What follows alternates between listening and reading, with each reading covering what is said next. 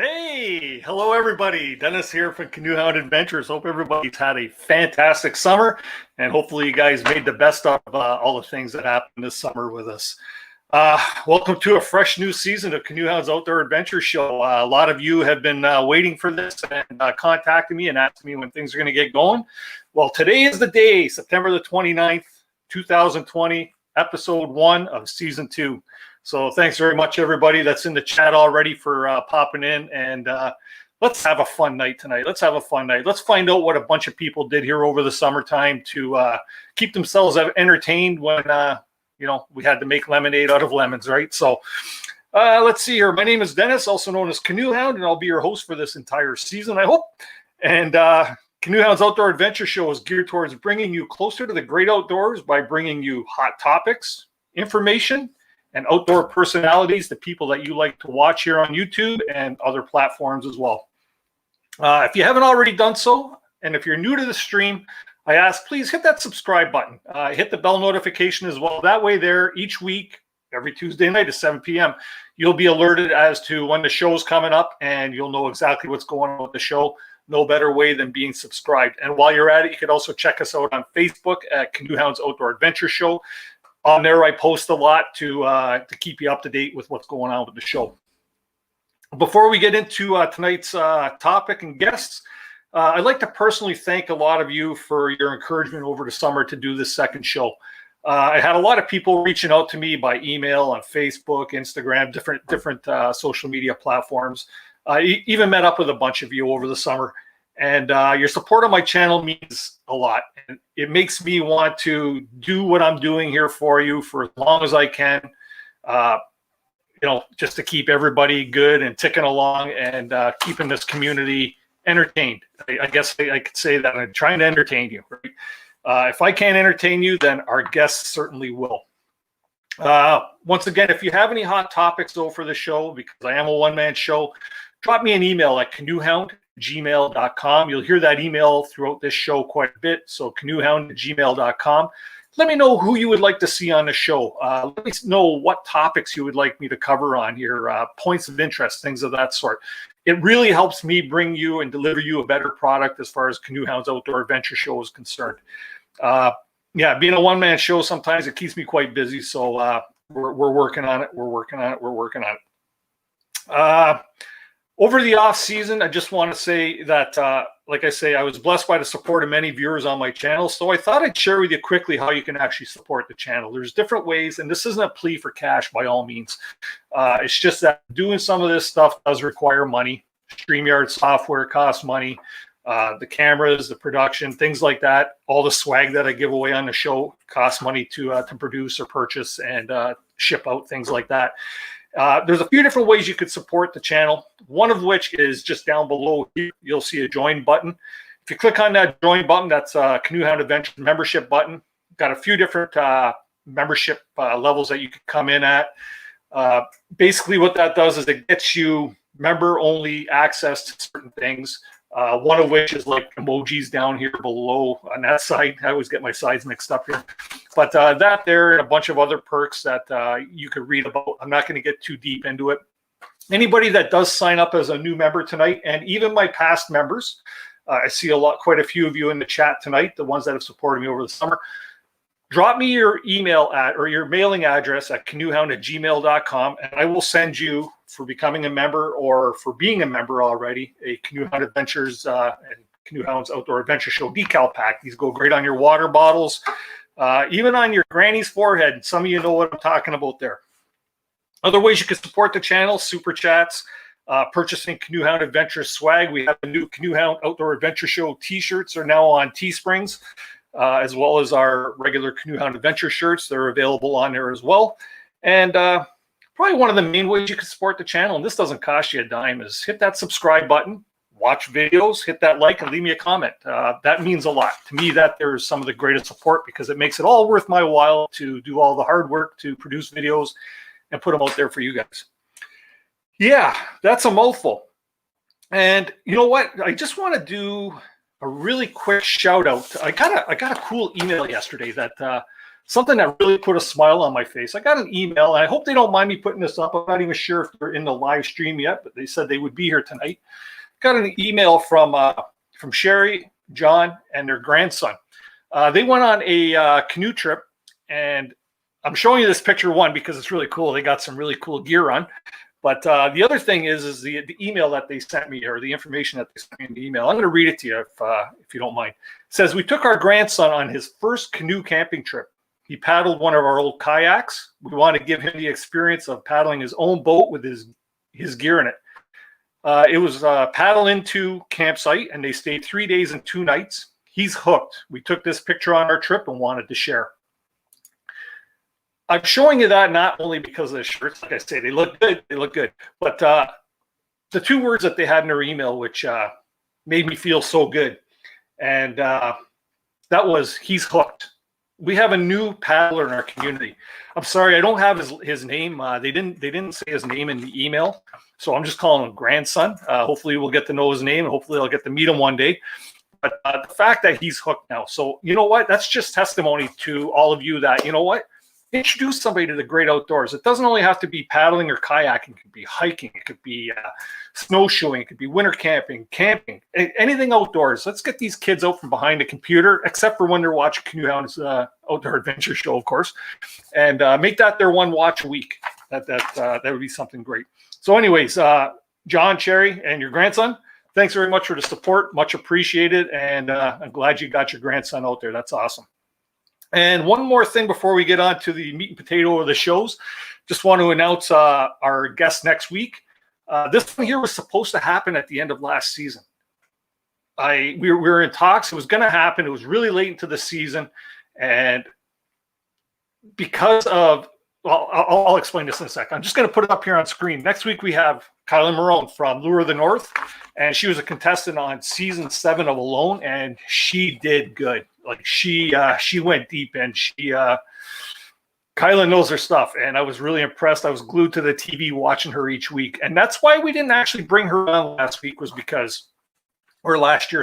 because we wanted to talk about Alone, and because she's held by the non-disclosure thing there, she couldn't really say too much about the show, and we wanted to talk about that. So next week, October 6th, 7 p.m. here on CANOEHOUND'S Outdoor Adventure Show. Come on over, meet Kielyn Marone, and let's have a great show with that. And without further ado, one last announcement, then we're going to get to these 3 wonderful people I have down here in the basement. Your participation in this show, obviously, just like past, is very, very welcome. We love having questions. We love the participation. And this year, we're going to try and get all the questions answered in one of 2 different ways. We're going to try and experiment tonight. Last year, we had it where you put the question in the chat over here, put the word question in front of it. We're still going to do that. So for the first hour, that's how we'll be asking questions. After we do our swag giveaway at 8 o'clock, I'm going to invite some of you up to join on panel so you can ask a question of one of our panelists and have your question answered. But we'll cover that more once we do the swag giveaway, because I have to explain how you have to set up a bit there so we don't get feedback and stuff like that. So that's going to be fun. Let's get some of you up here on screen. So tonight we're bringing back a few familiar faces from last season to discuss what we did over the summer, despite that virus thing that was going on. We're not going to use that word too much. Please don't use it too much in the chat, because I don't want YouTube to kick us off. Okay, so keep that C word off the chat if you can.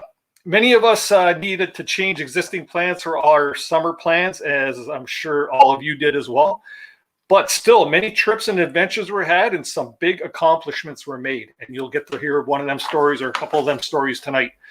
Our first guest is considered Canadian canoeing royalty, in my opinion, with numerous canoe route publications under his belt, multiple television appearances, and countless magazine articles, and a pretty cool YouTube channel. He's been on the show a lot of times. Please welcome to the stream tonight, the happy camper, Mr. Kevin Callan. How you doing? That's this guy. How you doing, man? Okay, I just got to say, I did a solo trip this summer, and I was sort of like doing the, I've changed my life. What should I do? And one of the things I wrote in my journal, quit being on Dennis's show. Never, man. I told you, you're my what's his name? McMahon. Oh my Lord. I'm Johnny, you're McMahon, right? It's out of control. It's out of control. But then I saw who was on with me, and I said, "Yeah, I'm good. I'm good for it." Yeah. Awesome. Okay, our second panelist tonight is she's been an inspiration to men, women, and children alike. Her hashtag love the backcountry. Yeah, let me start that again. She can laugh at me when she comes on. My next panelist has been an inspiration to many men, women, and children to hashtag love the backcountry. Never afraid to solo paddle her H2O canoe in Temagami, an area she's come to love, explore, and bring attention to. Please welcome Camper Christina. Hey, there you go. You're not going to giggle at me? That was bad. Eh? I was laughing when you were saying it. It's already out. Hi, Kevin. Come on, man. I got the Rusties going on here right now, man. This is the first show of season 2, right? Let's see here. And finally, our third panelist is a triathlete, and along with her partner, has paddled many Algonquin Provincial Park canoe routes. She's also very good behind a video camera and post-production to produce some very polished videos for her self-named canoe or YouTube channel. Please welcome Chris Prouse. Hey. Wow. Hello. Okay, so everybody in the chat, first off, now is this a great panel of guests? Put a number 1 there if you think this is a great panel of guests. I think it is. I think I lined up some good ones for tonight. Thanks, guys. I really appreciate you coming on the show tonight. No, Dennis, because of the presidential debate going on tonight, we're the only ones that agreed to be on. Oh, well, you know what? I don't think we're missing much there, right? Look at all those number 1s in the chat, you guys. Look at them all. That's awesome. Very good, very good. Anyway, so tonight I thought, in light of all that nastiness that we had to put up with over the summer, we all had to, right from the start, we all had to deal with how are we going to do this? How are we, as outdoors people, how are we going to get out there and accomplish this, right? Because back in March, everybody was biting their nails and everybody was in a panic. You know, it's like, oh my God, I can't do my ice out trip, or I can't do this and can't do that. But then things started relaxing a bit there with the parks reopening and Crownland reopening. How did you guys deal with trying to alter your plans for the summer, basically? Who wants to go first? Kevin has a good answer. What? Okay, Kevin. No, What did you do? I saved my soul by doing whiskey chats every day, even twice a day. And actually, not a lot of people knew this, but I was doing so many of those that a lot of the times, if you look in the glass, it's actually tea. I couldn't drink whiskey twice a day, and I was doing this at 9 in the morning, for God's sakes. I like my gosh, but good God. So I actually survived the lockdown and depression about not going out for spring by talking to some amazing people and doing whiskey chats. That really did save me, and the dog. Because really I was in lockdown for, like, I didn't see Christine for 14 weeks. So it was crazy. But I got through it, and then we went out on trip, and then, then life throws you, what is this? What is it? Lemon? No. Life throws you lemons, make lemonade. Yes. So there we go. So I got out. I did different trips this year than you imagine this. I have the worst luck in the world, okay, guys? I actually finally finished the lockdown. I went, woohoo! I'm going on the wilderness, woo! And I did a solo trip. My back went out, woo! And then, woo! Yeah. But then I did a road trip in the far north. Christy, my partner, she had never done any parks in Northern Ontario, so we went for like over 3,000 kilometers, and yeah, it was hilarious. And we were doing all these trips, and she thought we can go from Timmins to Thunder Bay in about 2 hours. When is Christine going to start her own YouTube channel? She could, Just saying. You can pass that on for me if you like. She's actually on tonight, I think. In the chat, I saw her. Yeah? Yeah. Hi, Christine. How you doing? She's actually really funny on camera. She doesn't know that, but she is. She's great on camera. And she's very knowledgeable about car camping. Like, she organized that road trip that I did 2 or 3 days before we went. And you think about it, all the Ontario parks were just packed full. She got us top campsites every night on all those parks. I don't know how she does it, but she's been doing that for years, and she knows how to get the sites. So, But oh my God, the night there last night when those people were camped at our site and they were supposed to be gone like 4 hours before, you want to see someone getting serious.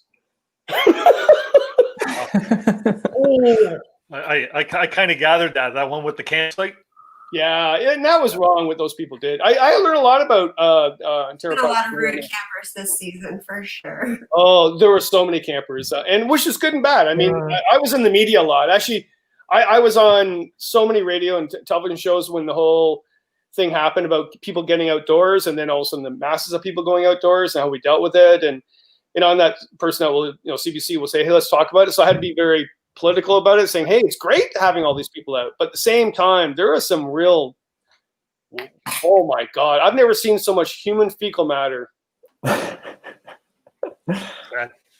know what? Almost every one of us had experiences with that kind of stuff. Well, not only that, but other things as well, right? Like some of the stuff I've seen on my trips this year, it disgusted me. Like names carved from base to first set of branches and trees.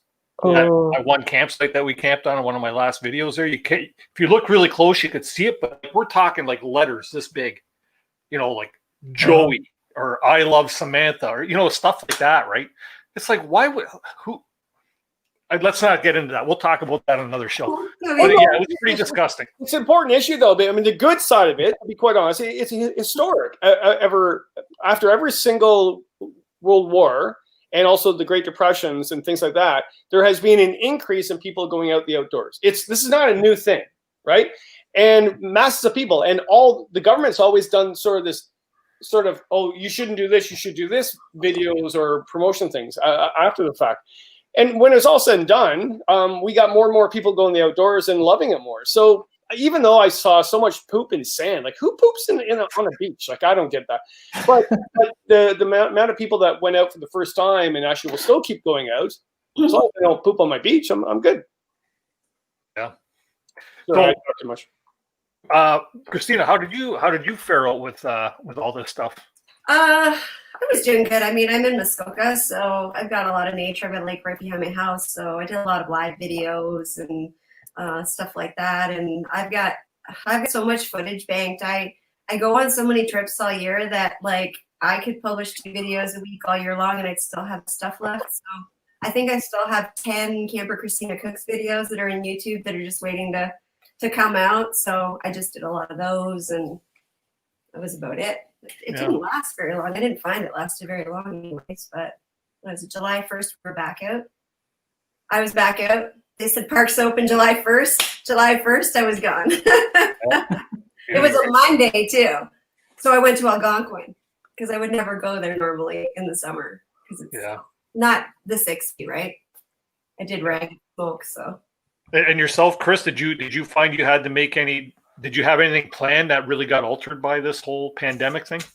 Our big trip, though, the one that I'll be talking about, we were originally going to be doing it in May, and it got pushed back simply because of the thing that we don't want to talk about in the live stream. But but on the bright side, it gave me a lot more time to plan for the trip, and so I think I just poured myself into full out planning mode.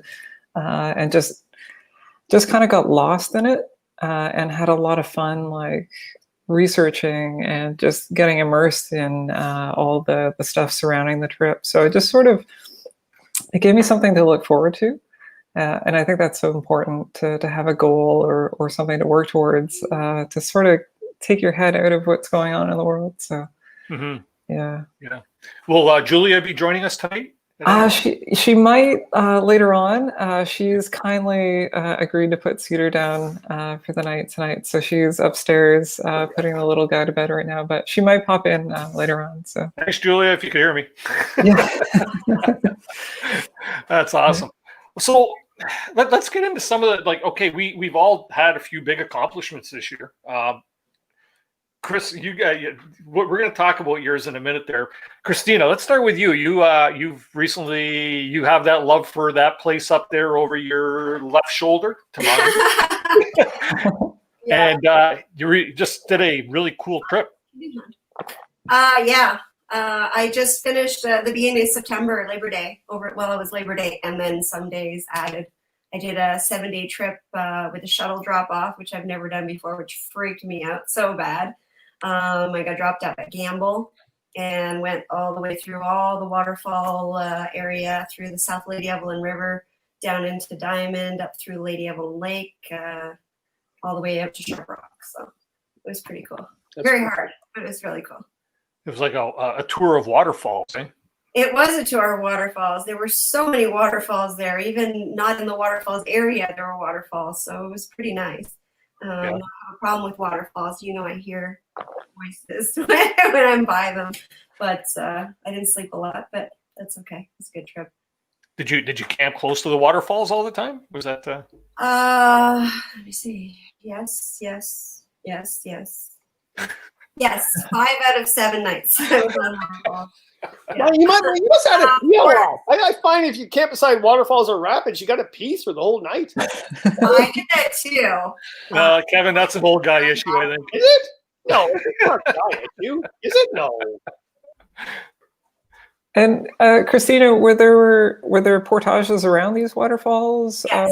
And that's how you got to them, or? Yeah, they're like boulder rock gardens like this. Really bad. There's the 3 of them: the Cabin Falls, Bridalveil Falls, and Batman's are just crazy. Like they're almost like flights. I call them flights of stairs, so I could kind of, compartmentalize them in my head as I'm going down them, because it's overwhelming. I mean, you look down and you're just like, oh my God, I'm gonna die, right? But you're just like, okay, all right, just look straight down and just kind of take it step by step by step until you get to the bottom. But insane. Bridalveil, you either go down a rock, it's one single rock that's like this, or you walk on a log. I think Cap and Andrea just put that log there recently. So There's a log on a hill like this, just kind of sitting there, and you can kind of walk on the log. I picked the log. It worked out.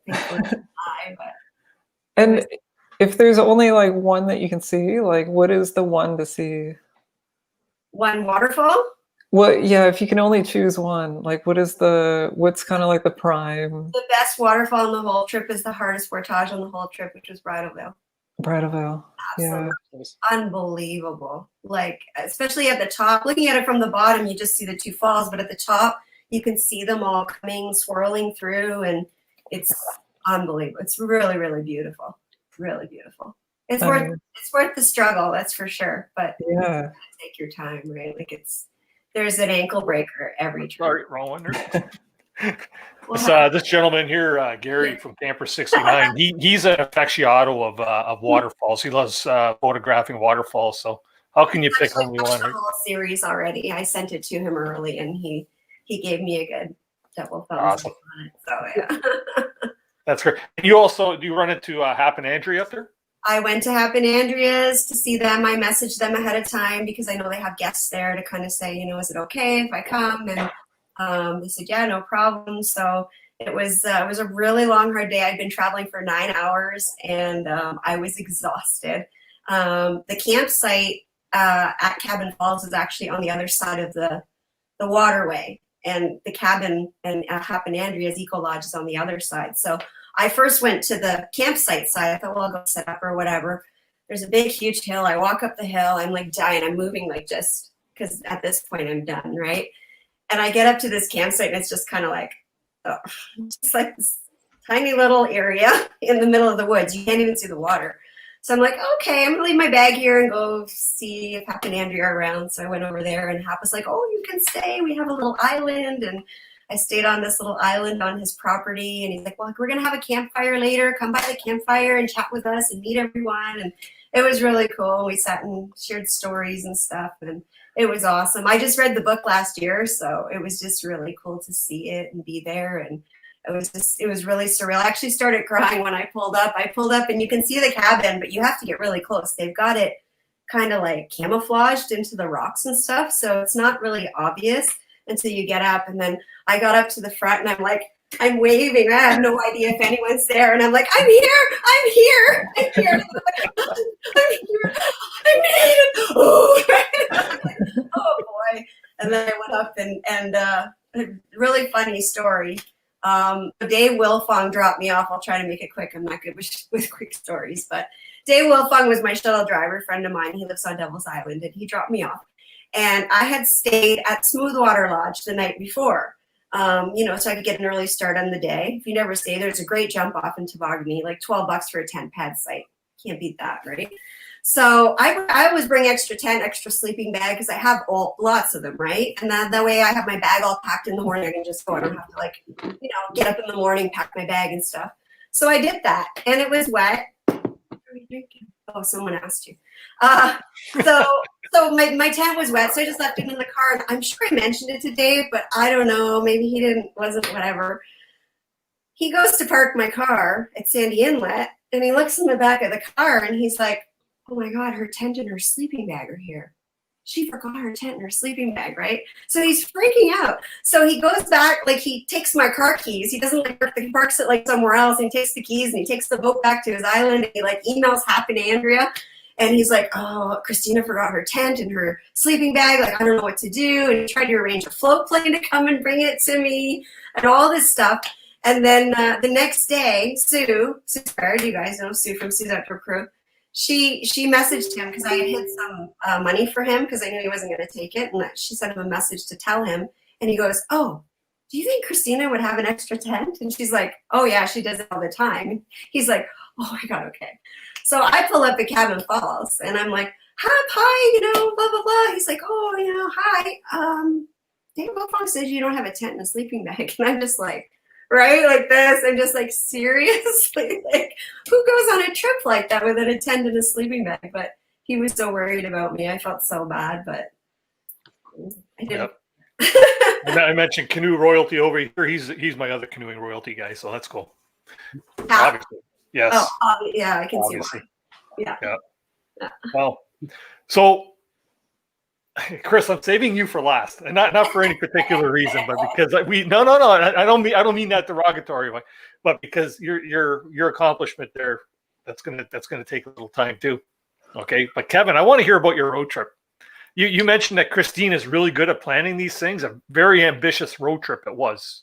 So let me get this straight.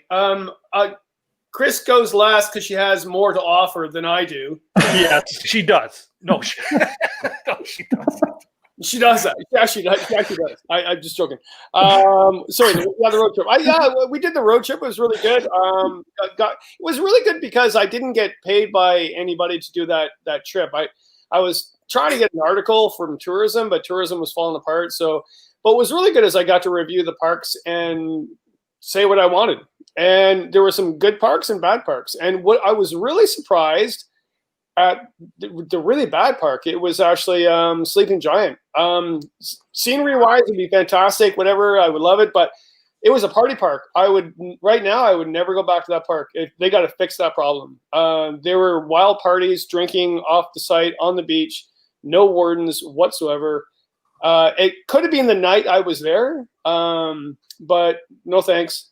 But the really cool parks Nays was amazing. I got an amazing site there, except we stayed there 2 nights, and it was a beautiful site on the beach, and Christine got the site, and it was amazing. But the next night was a storm, and she had never been on a storm on Lake Superior on the beach. Holy crap. So that was pretty cool. The other one was Kettle Lakes in Timmins, which in her view was sort of like, are we there yet? I mean, if you ever have driven from Temagami to Timmins and then Timmins to, across the north, it's all the same trees. But I worked there in forestry, so I had a connection with that area.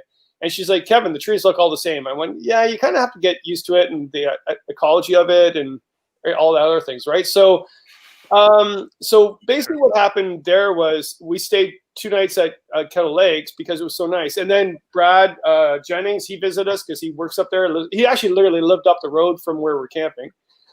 And then we got to Nays and also, oh my Lord, backcountry angling, Aaron and is it John?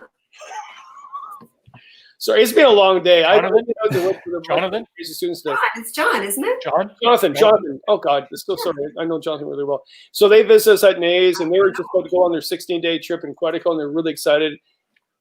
And actually, it was kind of cool. We got to see the parks, but also got to see a couple of young YouTubers are really excited about going out in the woods and on their adventures. I really enjoyed it. So what was a kind of a downer because my back went out, and then actually then going and doing that trip, and then my back got better, and then I went back on other trips. I do have to tell you a really, really funny story about what happened on my solo trip when my back went out, and it has to do with Sean Rowley and the Adventure Paddling Radio. This, holy crap, this is funny as shit. Okay, so can you imagine? I'm on this trip solo, and I'm celebrating the anniversary of Killarney being 200 years old. Also, my first book being 30 years old in Killarney, right? My first book.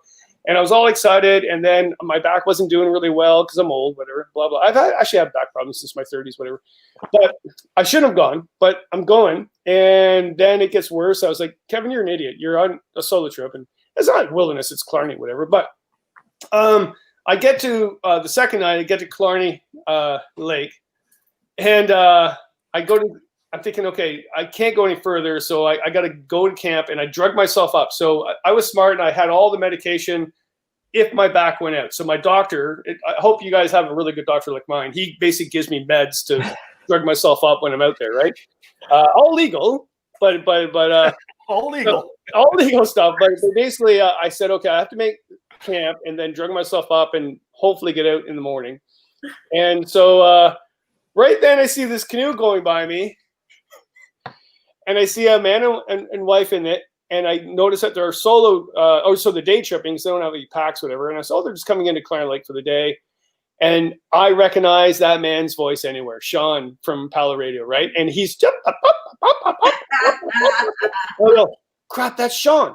And I go, you know what? It would be a logical thing for me. Because at one point that day, I was going to push my spot button. That's how bad it was. I was actually going to get a rescue, right? Because I couldn't move. So I hear his voice. I went, son of a gun, I could actually call him in and he could get me and haul me out today. That would be good. And then I said, no friggin' way am I getting Sean Rowley from Palo Radio to save my ass out of Killarney during my anniversary of my 30-year-old book. No friggin' way. So I let him go by. The next morning I wake up, I drag my boat across the portage, I drag my pack across the portage. I finally get back to the access point. And a week later, I'm paddling with him. I said, you could have saved my butt a week ago, but I wouldn't let that happen. And he goes, that would have been such a good story. Exactly why I didn't let that happen. And you even met up with, I guess, did you paddle with him and Ben Stacy there when they were doing their... Yeah, they're doing a trip from Trenton to Georgian Bay for a film. I think it was Bell Media, and I live, nearby. And they said you want to go paddling for the day. So, well, it was kind of cool because I thought it was going to be with Sean in the canoe. And I talk a lot, but honestly, God, Sean, love him to death. He's a great guy. He talks 10 times, 20 times more than I do. And I thought this would be interesting, but no, they put me in the canoe with Ben, and Ben's a great guy, but he doesn't say much. Ben doesn't talk very much at all. He's quiet. Yeah. It was good. It was a good trip. I did that for the day, and then they continue on to do. I'm looking forward to seeing their series because it looked like a good series, and they had a film crew with them, and yeah. So now, when you're doing your road trip there, Kevin, you guys did how many parks? I think 7 parks in 10 days. I 7 think. to 10, or maybe 8. Yeah. And you guys even had to skip one, did you not? Because you had that traffic mishmash there with the construction. We were going to add one. We actually did all the ones we're supposed to, but we're going to add another night. We didn't want to go home. I mean, why go home, right? I mean, even on a canoe trip, why go home? So, but yeah, I ended up that we went back, and well, what was happening was Christine's daughter had moved back from England with her husband, and he became a Canadian citizen. So they needed to be quarantined when they arrived. So they used her house. So she goes, I'm with you for 2 weeks. I was like, okay, let's just go north. And she goes, well, how far? I was like, so let's just choose the parks. And the nice thing about those parks is that they weren't busy like the southern parks. When I was in Killarney, I was a canoe trip, but when I arrived back at the campground, And like we said before, it's great to see all these amount of people. I've never seen so many campers in my life. So the saving grace was to go north, where nobody really seems to go now. And yeah, it wasn't an issue. That's awesome. That's all I got, though. Chris, you went on the meanest link, and see, Kevin, hold on. You can't segue into this one yet. Chris, the reason why I wanted to wait for Chris, because I was hoping Julia would be able to join, because I'm sure she has equal the story for this meanest link run that you guys did. But let's talk about that. What's really cool is that, Chris, tell them about the amount of people that did the meanest link. Like, holy jumping! Oh my goodness! Yeah, I think this year. It was a really big year for the meanest link. Yeah, a lot of people were doing it. I think there were people out on the meanest link almost like throughout the entire summer up until maybe about 3 or 4 weeks ago. But yeah, like a record number of people out on the meanest link this year. Yeah. But before we get to what we did, Kevin, like sort of the same question that I asked Christina, like if you can only go to one park up there, where do you go? I would go to all. I would like to go back to St. Giant in the fall when nobody was there and just hike the trails. But Nays, historically, Nays, I like Nays. I used to work up there too. But historically, Nays was a POW camp during World War II, and all the officers from were sent there, German officers. And when the war was over, and nobody really tried to escape, and then, well, 2 did, but they kind of failed, and they came back anyway. But when the war was over, 40% of those soldiers came back to live up there. Wow. Yeah, so that shows you how beautiful it is, right? Yeah. So yeah, it was nice. Actually, Kettle Lakes I love because I used to work up there in forestry, and I don't know. I did notice there was a lot of parks in the north that were the sites were privatized, meaning or seasonal, I guess. Yeah. So what was happening is that they're either going to close the park or they're going to have to make money somehow. So local people or regular people would come and they would have a seasonal, which is good and bad. The good is the park is still open. The bad is you've seen when you arrived, it wasn't a provincial park anymore. It was a privatized park. And me, I get worried about that. I worry about the whole Ontario Parks thing just diminishing in the north. Right. So, yeah, that was different. Right. And so, like, is there much opportunity for backcountry camping up there, or? What, up north? Yeah. Oh, gosh, yes. No, like, there isn't, Chris. You just keep her away. There is like, no wilderness north of North Bay. I swear to God. I guess what I'm trying to ask is it as established and built up sort of as Algonquin Park is, or does it feel more inaccessible or more remote, or? Yes, and that's why I like it more. Yeah. But that's also why a lot of people don't go. I mean, we're going through a phase right now. A lot of people are going, but they're doing 2 nights in Algonquin, Killarney maybe, Kawartha Highlands, which is great. But they're not going to Timmins. They're not going to. They're not going to Red Lake or Woodland Caribou, Wabakimi. Well, Dennis, you did for sure, right? But you saw one person on your trip, right, Dennis? Yeah, on our trip. We seen the campers out on one island, and then we didn't see anybody until we hit the logging road portage. A pickup truck drove by us, and then nobody until we got back to our put-in. So 8 days. Yeah. So imagine in Algonquin Park that wouldn't happen, right? So yeah. I don't see anything. To me, North Country doesn't start till you hit either North Bay or Sudbury, and then go up and out. Right? That's Yeah. Not saying there's not great canoeing opportunities south of that, but that's once I hit those areas, I feel at my best, right? So yeah. You just need the time. Like I mean, to go to Quetico, for example, if you don't fly to Thunder Bay, if you want to drive, it's a 2-day drive just to get to the park from here to go paddling. So if you only want to go to Quetico for 3 days, like you don't, like you have to take a month off to actually go there. So yeah, but yeah. But the scenery, like Lake Superior, it's just mesmerizing. Like if you haven't been, you got to, and it's just like Algonquin's beautiful. I go to Algonquin all the time. Killarney's beautiful. You go to Lake Superior, and your jaw just drops, and you're like, oh my God. And it was a heat wave too, so major heat wave down here, and I don't have air conditioning in this bloody place I live up. So going to Lake Superior, the first night it was, oh no, the first day was 12 degrees Celsius. Where here was like 102. So yeah. Here's an Anyway. interesting question. Forget that. Come on, Chris. Tell us about the mean streak. Let's keep them waiting. No. Does anybody else enjoy printing their own permits and not stopping to check in? That was really nice. Yeah. That was really nice. Yeah. Okay, Chris, let's talk to you about your huge accomplishment this year, you and Julia. Yeah, Tell us all about it, and what did you guys break? Oh, Not break, but so we broke the unsupported expedition style record on the Minas Link, which means you do it without support crews, meal drops, or help en route. So completely self-sufficient from beginning to end. And not only did we break that record, but we also filmed the entire thing and made what will become a documentary out of it. So yeah, we lugged a lot of weight around out there. We had a blast. Like, it was the trip of a lifetime. And not a day goes by when I don't think about it. And just like how much fun it was. Like, I just keep going back to those moments and reliving them in my mind. And like, I can't wait to share the documentary.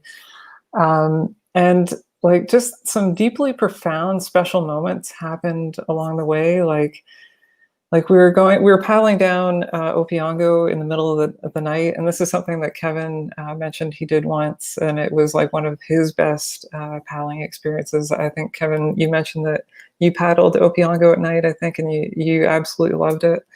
We ended up paddling Opiongo at night time just to keep going. And oh my goodness, like the Perseid meteor shower was raining overhead, and we saw dozens and dozens of shooting stars fire across the sky that night as we paddled across Opiongo. And it was just unreal. The other thing that was really magical about that night was there was a giant thunderhead cloud, presumably about 100 kilometers off in the distance, towering way up into the sky. And it lit up like a lantern because of the lightning, just over and over again. And it was so far away that you couldn't hear any of the thunder, but you just saw the whole sky light up. And so it was a phenomenal experience. But so many wonderful things happened along that trip that I'm just stoked to share. So with that, now you guys beat the record by how much? We beat it by 3 hours, actually. The previous record was set by Ryan Marone and his paddling partner, George. And Ryan, I know Ryan from doing research online. Ryan ran ultra marathons. I think some of the previous record holders also ran and were very competitive at marathons. And coming from an Ironman background, Ironman triathlons are very much it's kind of like an ultra marathon, but across 3 different disciplines.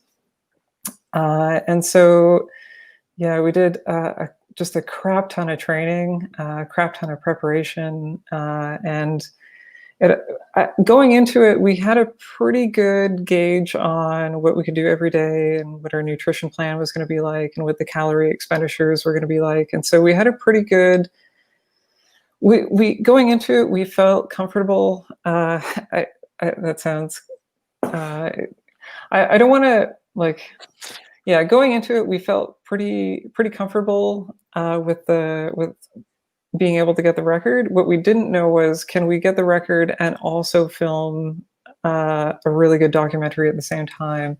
And so that's where like all the additional like planning and preparation and research went into giving us a healthy buffer to film along the way.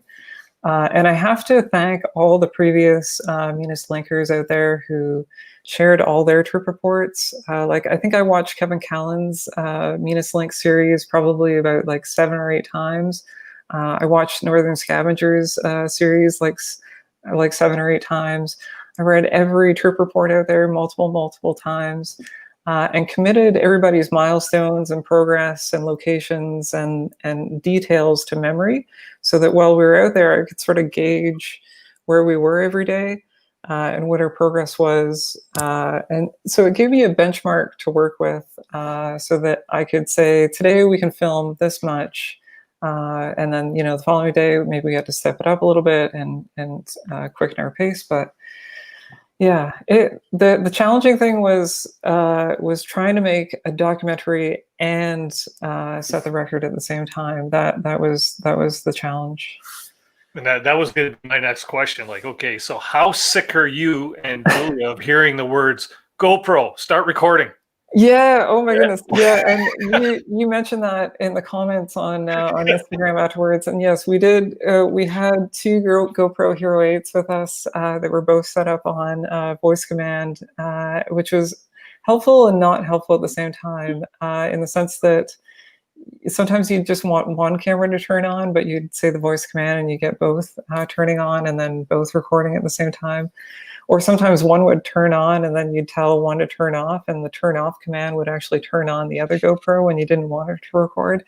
But like, these are all things yeah, it was an interesting challenge, but I did get tired of hearing that command over and over again. That's incredible. The fact that you actually broke the record by 3 hours and managed to shoot a documentary. Do you think you, it's kind of a double-ended question, but do you think you actually lost time because of that? Absolutely. Yes. Yeah. And I posted a little bit about this on the Meanest Link Facebook group. If we hadn't filmed the trip, I think we probably would have been about 12 hours faster. We have 8 hours of recorded video footage from the trip, just over 8 hours. And then there was probably an additional 4 hours that went into logistical stuff around the filming itself. So definitely would have been, I have no doubt we would have been under 6 days had we not filmed it. So 6 days, that was my question. And the thing is, we didn't, going into it, I can't remember if I mentioned this in there or not, but like I think I put it in the announcement video that we put up before going out on the trip, but we only really put about 4 months of training, physical training, into the Meanest Link, whereas for an Ironman, we'd normally put 8. And on a weekly basis, we're probably only putting in about a quarter of the training volume that we would for an Ironman, and about a quarter of the intensity as well. So like, I feel like we could have gone even faster had we been able to put the full 8 months at 100% training volume, at 100% training intensity into it as well. But like, it's just been like a crazy year. And this is actually why we sort of decided to do the Meanest Link, was because at the beginning of the year in January, we were kind of lamenting over how, like, as new parents of a 1-year-old at the time, we didn't really have time to devote to training for an Ironman, and we were looking for another challenge that we'd be able to take on and have fun with, and that's what we ended up. That's when we started talking about the Meanest Link. Yeah. Well, I had a question posted up there from Matt Hahn about the food. Obviously, nutrition is going to play a big role in what you did there. Yeah. Trying to keep the energy levels up. Yeah. What type of foods did you bring in? Like, did you bring food home? Yeah, so we did have a bit of a buffer, just for safety's sake. We didn't want to at any one point accept outside help, so we had to have a bit of a buffer, but we did come pretty close to eating everything. And a lot of our dinners were freeze-dried meals. Backpackers Pantry supplied us with meals for the trip, which was awesome. And a lot of our day-to-day nutrition was a lot of really almost like race nutrition, like stuff that you'd use for stuff like Ironman. Like we were using a performance drink called Tailwind, which is a special, easily digestible sugar beverage that you can kind of keep consuming over and over again throughout the day to keep you going. But at the same time, in order to keep yourself going at a high rate throughout the entire trip, you have to carry a lot of it. So I think we carried like 15 pounds of tailwind powder just by itself. We also carried a crap ton of bars, like Lara bars, performance nutrition bars, protein bars, shot blocks, shot gels, just a lot of like performance nutrition to keep the calorie density high. That's crazy. That's crazy. Yeah. And I have to ask, what about the week after? What was the recovery like? Because that year expelled a lot of energy, no doubt, over that time period. So it didn't take too long to bounce back, but like coming out of the park, so like I had 2 toenails that went completely black, and I'm pretty sure I'm gonna lose those toenails. But from having done Ironman stuff, like it's sort of like it prepares you for that sort of stuff, because like we lose, this is going to sound really funny, but we lose toenails all the time from doing Ironman training.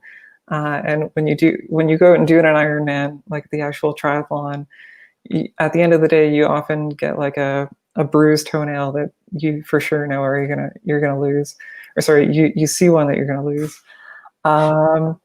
And coming out of the park, I had some pretty nasty battle wounds on my shins and all over my legs. I got a pretty nasty cut on the front of my shin from going up the Big East, and just like hammering my shins all day long.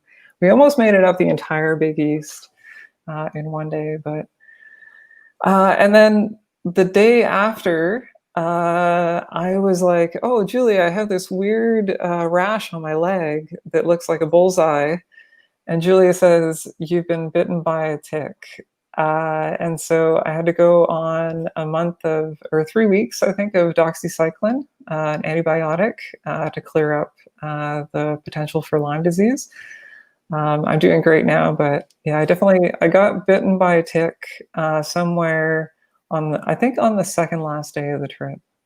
Oh, wow. So, and was that the telltale bullseye ring that you noticed?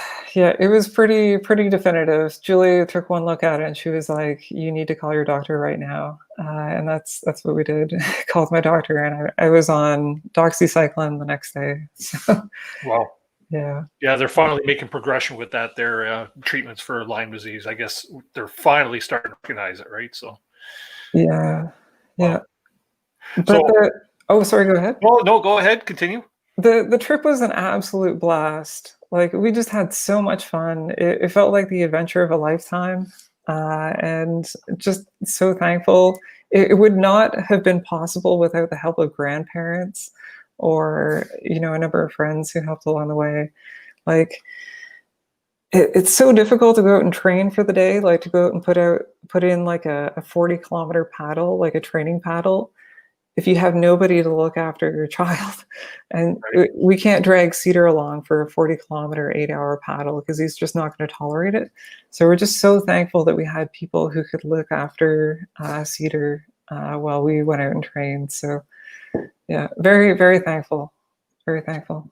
So from one filmmaker to another, Mahan's asking, would you do it again full speed with someone else filming it to set another record?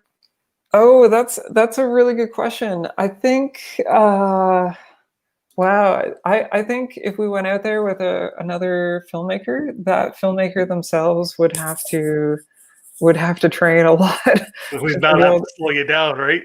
Yeah, because a lot of the time when we were out there paddling, we were charging ahead at a pretty fast clip. And I'd say there were many parts of the paddle where we were doing like anywhere from 8 to 9 kilometers per hour. So like our average speed, I think, out on the water was probably around 6 or 7, but sometimes we get up to 8 or 9. And that's being able to hold that pace for hours and hours and hours required months and months and months of training. I don't know if you guys saw, but that canoe paddling erg that we built in the basement, that we posted a video about months ago, or way back in the spring. Like we spent hours and hours and hours for months and months and months just paddling down in the basement with a heavy weight at the end of that.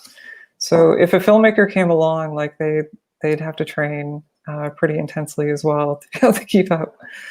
Yeah. That's very cool. So you asked Kevin about his favorite one and Christina about her favorite one. So what would be your one favorite part of the trip that you did? Oh, wow. Favorite I'm surprised Kevin didn't turn the tables on you. I was about to ask the same thing. I was waiting. There you go. Gosh. Let me ask this. What part did you absolutely hate? We kind of got your Opeongo story. That there sounded fascinating, but yeah, you know what's really funny is in all the trip reports, everybody talks about the alders being like a source of frustration. And I personally, like, the alders were challenging, but they're just more than anything annoying. And I would say the part that I found the most frustrating, which was because hardly anybody talked about it, was all the uphill portages on the Crow River, where it's just like you get in and out of these terrible rocky portages that are just super gnarly. And then every portage for hours and hours and hours are all uphill. And so you're just trekking uphill for what feels like half a day on really challenging portages. That was probably my least favorite part. But I think it's actually... You don't fish, Chris. Yeah. No, but there's massive brook trout at every single one of those portages along the Crow. So you had no carrot in front of you. No, what? Sorry? No carrot in front of you. Like, I mean, you were doing them for nothing. Yeah. But what I will say about the Crow was anytime the course got challenging or difficult, that makes for much more interesting storytelling. So that's a more interesting time to pull out the camera. And so when things get tough, like, that's a great time to whip out the camera. So even though I found the Crow River challenging and it was frustrating at times, it makes for great video when you're filming people going through more challenging stuff. So I was secretly happy that we were doing something that we weren't anticipating. It was probably one of the areas of the trip that I did not see coming as much as the other areas. That's cool. That's so cool. Yeah. And oh gosh, I was just answering a question here from somebody in the chat. I had a brain fart. That's okay. Oh man. Oh, at what point, or at any point during this whole journey, did you or Julia have any doubts? Like, what the heck are we doing? Like, did you just, you felt confident through the whole thing to keep charging forward? I would say we did feel pretty confident and comfortable charging through most of the way. We did end up running some rapids at nighttime on the Oxtongue River. When we were coming out, we were very cognizant of where the time was and how much time we had left to finish. And so we made a bit of a push going down the Oxtongue River at nighttime, well after midnight. And I think we did the Whiskey Rapids at nighttime in almost pitch darkness. There wasn't very much moonlight at all. And I remember we had our headlamps on, but a lot of the light was bouncing off of the mist. So our visibility was low. And that was probably the most dangerous part of the trip. If I could go back, I wouldn't recommend running rapids at night. It's not safe. It's just not safe. We definitely hit some rocks underneath the boat going down that set of rapids that gave us a little bit of a shake. And I remember on the other side of those rapids, I can't remember if it's a class 1 or if it's a class 2. It might just be a class 1. But I remember coming out of the other side of that, shaking a little bit because the adrenaline was going. And we were so jittery that we felt like we needed to pull off and take a bit of a short break. And we ended up sleeping for an hour at I'm trying to remember what the parking lot was. One of the parking trails along the highway is where we ended up setting up the tent for about an hour and had a rest there. That I was going to ask that too. What kind of rest regiment did you have for this? Like, obviously, you're not sleeping full 8-hour nights. No, we slept for. We tried to get about 6 hours in. There were nights where we slept for. I think there was one night where we slept for 7 hours. There was one night where we slept for 5. Maybe there was one for 4, another for 4, and then the last night we slept about 1 hour. So, yeah. Which brings me back to your recovery. Yeah. Did you like go home and sleep 24 hours when you got back home? Yeah. Oh my gosh. Well, actually, Julia's parents came to pick us up afterwards. We had no idea that they were going to come pick us up. Just they showed up at the finish. Complete surprise to us. They drove us back to their cottage, and we just crashed. Like I think we slept for like 14 hours straight. And I woke up the next morning and discovered the tick bite. And yeah, but it's one of those like adventures that we'll talk about for a lifetime, I'm sure. And so thankful that we were able to go on it. Yeah. Would you do it again?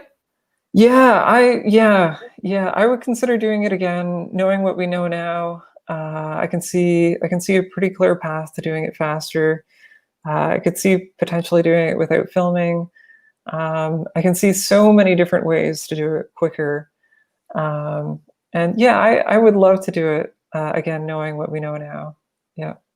I might have to pick your brain one day because one of my older buddies are thinking about doing it, but we'll do it in like a month's time. Not 6 or 7 days. And we might have to do it over 3 or 4 trips. I don't know. Yeah. That's crazy. Kevin, how long did it take you to do the meanest? A day. As was evident in the video. Yeah. Yes. What was it? It was 2 weeks at least. I think 13 days. I did it quicker than I was supposed to because Andy was supposed to leave, but then he didn't want to leave, so we pushed at the end. But it's a totally different trip for me than Chris. Hats off to her for what she did. I'm just not that type of person. I went out to be there as long as possible and experience the park, and did not go as a race. So I'm a totally different person. Like Chris and I, we hang around a lot, and it's like, you're a marathon person. I'm the slug, right? So, but the thing is, I know that, and I actually knew it was the meanest link was sort of. They don't say it's a race in the documentation. But a lot of people perceive it to be so. But Andy and I went for a totally different time, totally different reason. We turned 50. We wanted to be out in the woods. We wanted to do this thing about Algonquin, and actually, just like Chris, it was a good story, right? Yeah. Yeah. And I totally subscribe to Kevin's philosophy in terms of camping out in Algonquin. You know, like don't go to Algonquin Park to battle nature. You really shouldn't go to Algonquin Park and try to race through it. Like, go to Algonquin Park and appreciate the beauty and the slower pace and like just the majesty of the area, and getting away from technology and getting away from the city and reconnecting with family and reconnecting with nature. That's why you should go to Algonquin Park. And that's what most of our trips to Algonquin Park are really. I think we had just done so many trips like that we wanted to try something different. But I would still recommend like go to Algonquin to slow down. Go to Algonquin to like enjoy getting away from technology, to reconnect with loved ones, reconnect with nature. That's what I think is most special about Algonquin Park. So. It was interesting, Chris, the amount of people that did it this year, but also the alternative ways. I mean, there was guys that did it on stand-up boards. Yes, yeah. So there were people who did it on stand-up paddle boards, who also very impressive. My hat is off to them as well. Like I'm trying to imagine what it would be like going through the alders on a stand-up paddleboard. I think they laid down on their boards and sort of like skated underneath the alders that way. But I can only imagine what it would be like trying to fight big waves in Algonquin Park on a stand-up paddleboard. That would be crazy. Well, what about the wasn't there a crew that they had a support crew with them that got McDonald's sent to them or something like that? So again, a different perspective, right? So Yes. hey, I don't know who those guys were. Yeah, so there are many different ways to do the Venus Link. So we did it unsupported in the expedition style without support crews, meal drops, or help en route. And we did it in 6 days, 11 hours and 34 minutes. But there were 2 other crews who did do it faster, who did actually have support crews. So they had meal drops, they had help en route, and meal drops. What else did they have? But they essentially had like people helping them out around the park, bringing them food, bringing them McDonald's, and not carrying the same load through the park that we did. I think they had sort of like a very lightweight backpack with a minimal amount of gear. But yeah, completely different way of doing it. My hat is off to them as well. Very impressive as well. But they were marathon paddlers who didn't have a race to do this year because of the thing that we all don't want to talk about. And so instead of doing their regular marathon races, they decided to come and do the Venus Link. So yeah. So very impressive as well. Two crews did it like that this summer as well. And I think they did it in 5 days. I think one did it in like 5 and the other did it in 5.5. But again, like completely different way of doing it. So yeah.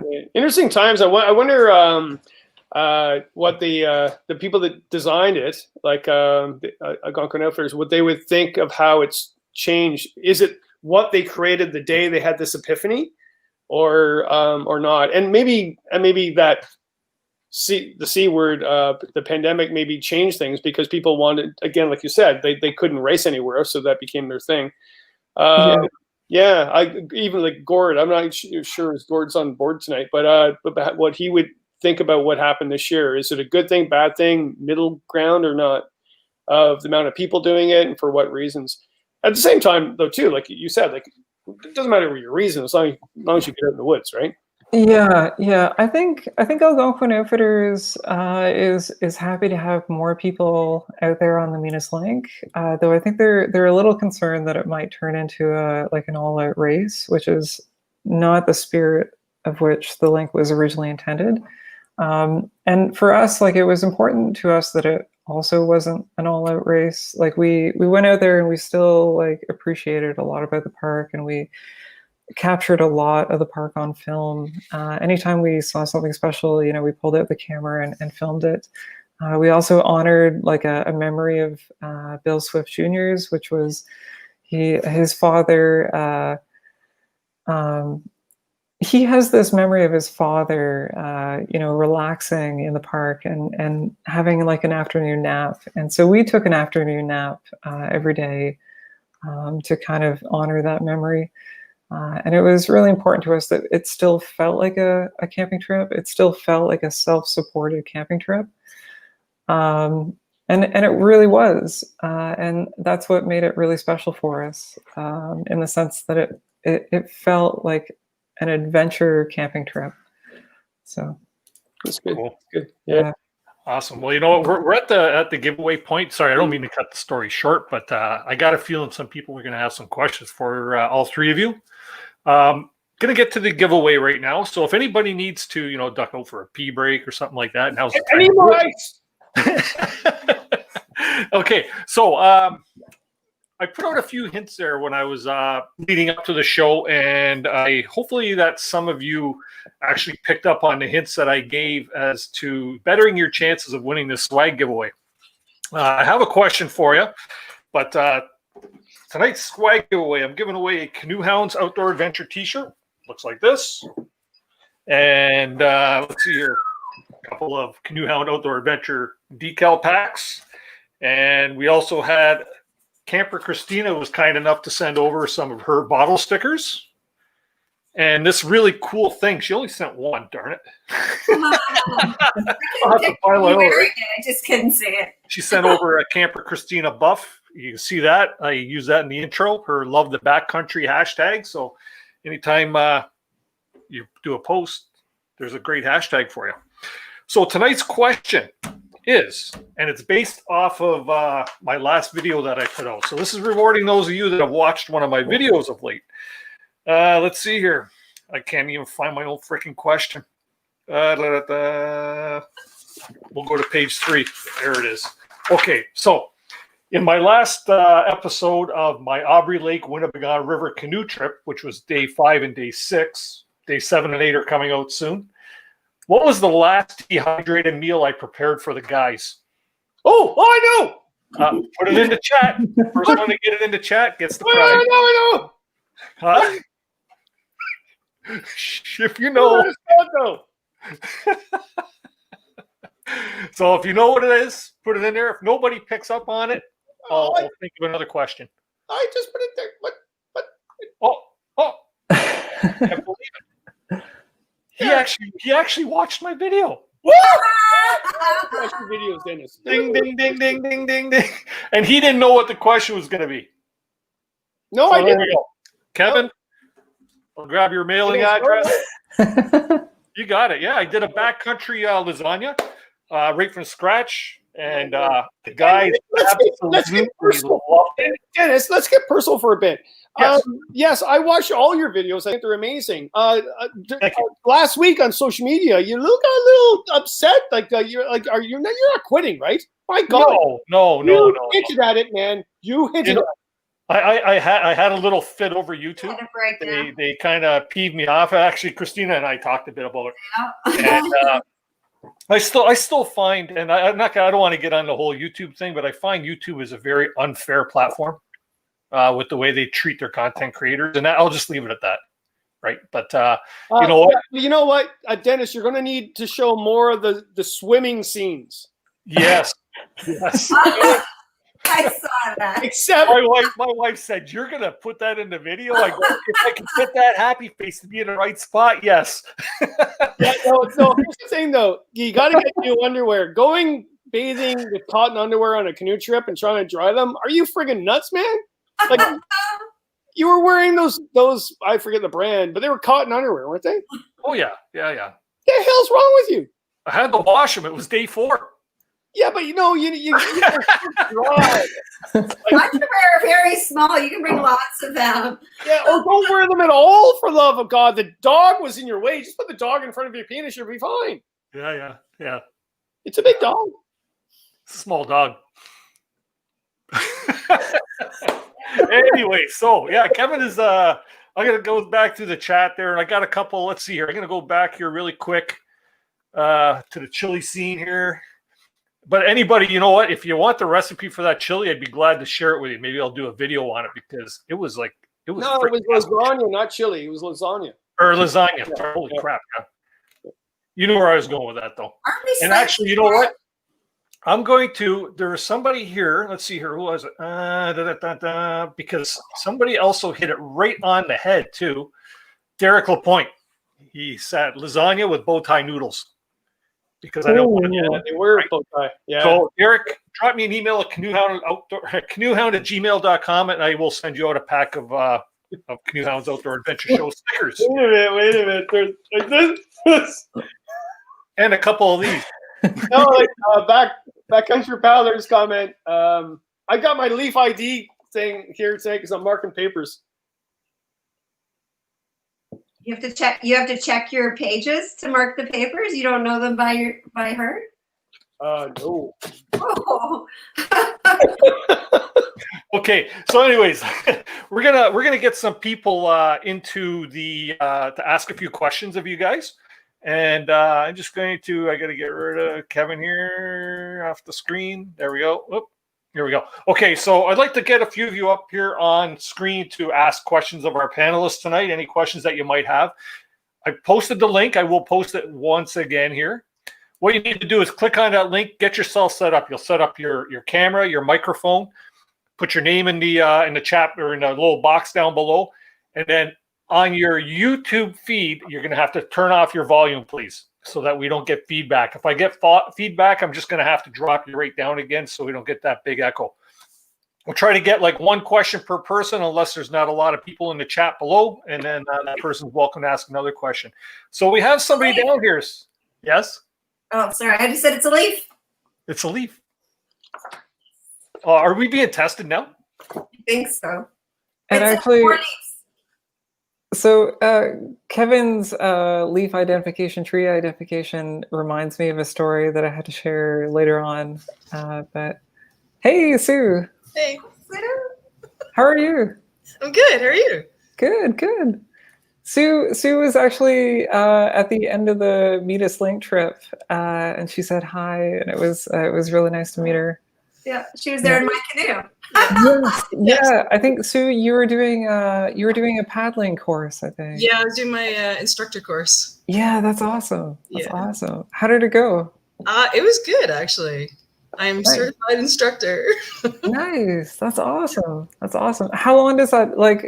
Is it like a weekend thing or is it? It was week-long actually thing? 5 days, full 5 Wow. days of instruction. Wow, that's Yeah. awesome. That's Yeah. awesome. Cool. Long days, but it's worth it. Yeah.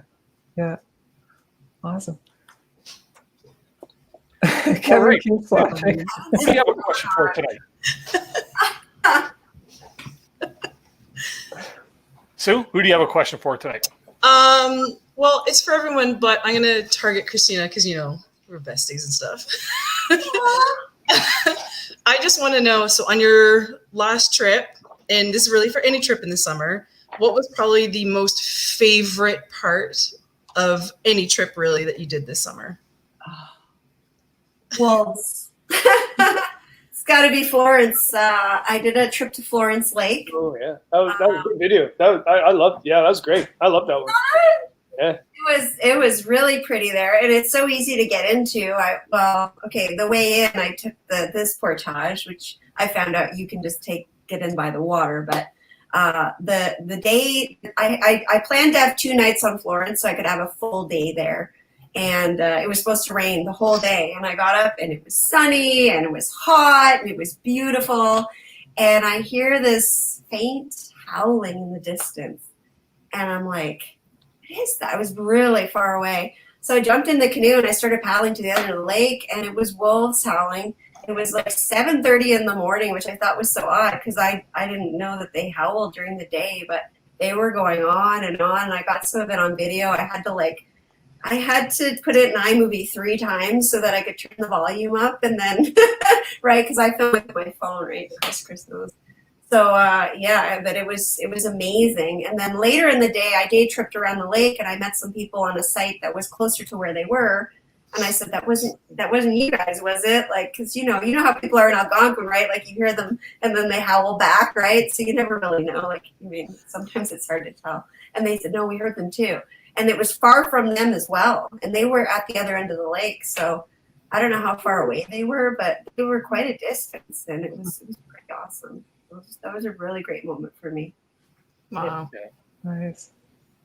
Yeah, I was out on a canoe trip there just recently too with my buddy Ango and Dan Malot, who's in the chat here. We were up at Naganash, and we heard the wolves one night too. And it's been a long time. So actually, probably the last time I heard the wolves was when I was in Algonquin, right? Mm-hmm. Pretty common occurrence out there, but up there it's like they were going quite early into the evening actually. So Yeah, you heard yours during the day, right? Sorry? Yeah, you heard yours during the day, did you not? Yeah, it was 7:30 in the morning. Yeah. That's why I was so like, what is that? I thought it was a dog, right? I'm like, this can't be wolves, but it was definitely wolves. So it was really great. Yeah. That's cool. When I was on that solo trip in Killarney, I was on my first night. Was dropped off on Crown Land before Bayfin, and the wolves came in at about midnight, and they were behind me, and there was pups, and it was really cool is I had a job there years ago where I'd go in winter and set up a winter shelter, and then do studies on wolves and coyotes intermixing.